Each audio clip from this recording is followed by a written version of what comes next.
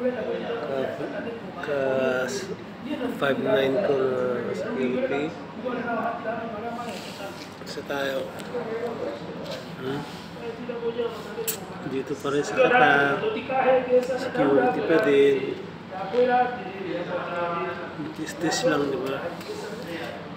Tayo, habang may trabaho, ingatan natin yung trabaho natin. Alam mo yung bakit? Kailangan kasi sagutin mo rin yung nasa isipan mo, yung katanungan mo sa sarili mo. Gaya namin mga FW, yung wala kang trabaho sa Pinas, tapos nag-apply ka, di ba? Excited ka sa pag-abroad.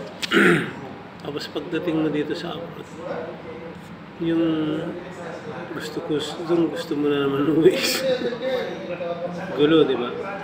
Kaya habang may trabaho, ingatan pa nga kaya kumbaga parang ano lang din yun. Isipin mo yung hirap na kumita ng pera. Tapos hindi mo mahanap at hindi mo ma-achieve ang isang bagay hanggat hindi mo pinaghihirapan mo. Kaya sa akin kasi matagal lang OFW. Since 2015 nandito ako sa Qatar. Isip ko na parang gusto ko na uwi. Kaso uwi ka nga, ang problema kapatid ko pa rin pamilya. Kaya business lang tayo mga OFW. At least may pagkakatasan na tayo uwi tapos yung mga bata.